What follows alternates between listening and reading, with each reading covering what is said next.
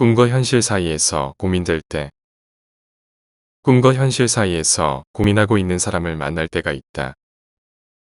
꿈을 쫓아가려니 현실이 여의치 않고 현실에 안주하자니 삶이 비로해진다는 것이다. 똑 부러지는 해답을 원하는 이에게 둘 중에 하나를 선택하라고 말하기는 참 조심스럽다. 꿈을 위해서 가슴이 시키는 대로만 하라고 하기에는 세상이 너무 냉혹하고 현실을 위해서 먹고 사는 문제만을 생각하라고 하기에는 그가 가진 뜨거움이 안타깝기 때문이다. 다산의 제자 중에도 이 문제로 고민했던 사람이 있었다. 해남 윤씨 집안의 자손 윤회관이라는 사람이었는데 그는 선비라는 이상과 가장이라는 현실 사이에서 고민했다.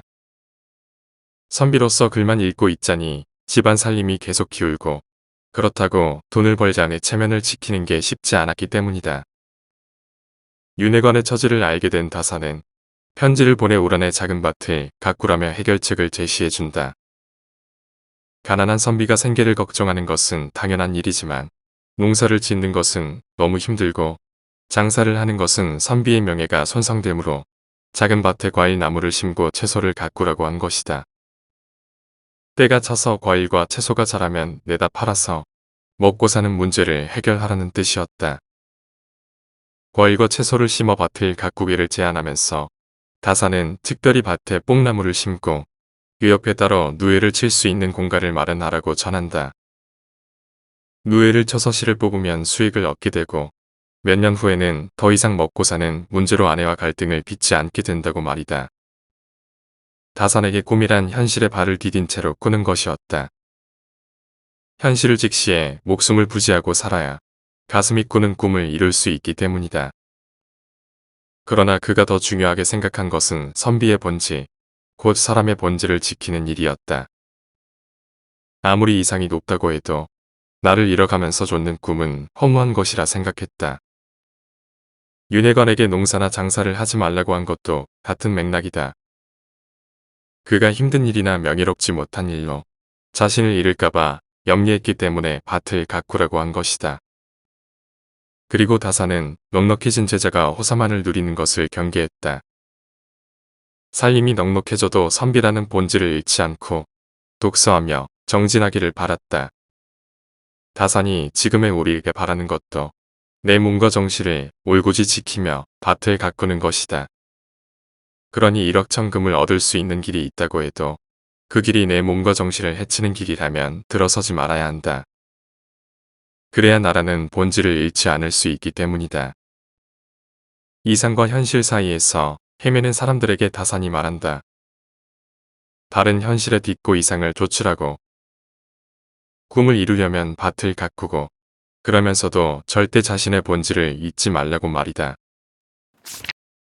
좌절 속에서도 내일을 준비할 것. 삶이 나락으로 떨어지는 것 같은 때가 있다. 희망이라고는 한 줄기도 보이지 않고 절망만이 나를 기다리고 있는 것 같은 때.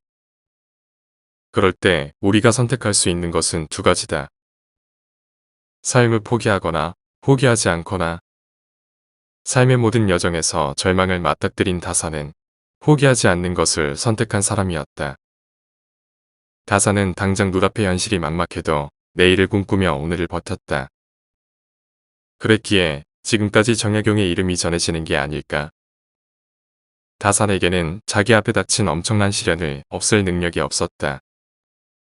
그러나 시련을 절망이 아니라 깊고 일어설 발판으로 분류할 선택권이 자신에게 있다는 걸 알았다. 그리고 여기서 삶이 끝나는 게 아니라고 믿었다.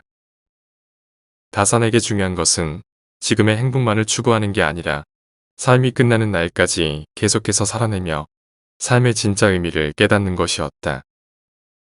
아들에게 일기일비하지 말라던 다산의 말도 삶을 길게 보라는 뜻이었다. 결국은 매처럼 날아오를 것이니 도움닫기 하는 과정에서 넘어진다고 좌절하지 말라는 응원이었다. 다산에게 인생 도처의 포진해 있던 절망은 매간 알기 위해 겪어야 하는 하나의 과정이었을 뿐 삶을 포기할 이유는 아니었다. 그는 비상을 꿈꾸는 마음이 날개를 펼치고 날아갈 길을 만든다는 것을 알았던 것이다. 혹시 자꾸 절망에 걸려 넘어지고 있다면 다시 일어서며 기억하자. 지금 걷는 길이 좁은 오솔길에 불과할지라도 이 길이 언젠간 날개를 펴고 달려갈 활주로가 될 수 있다는 것을. 그리고 잊지 말자. 넘어지고 짓밟혀 죽을 것처럼 힘들지만 그럼에도 불구하고 지금 여기 내가 살아남아 존재하고 있다는 것을.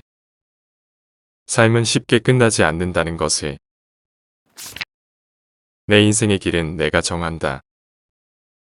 인생을 자신있게 사는 사람은 걸림돌에 걸려 넘어져도 다시 일어선다.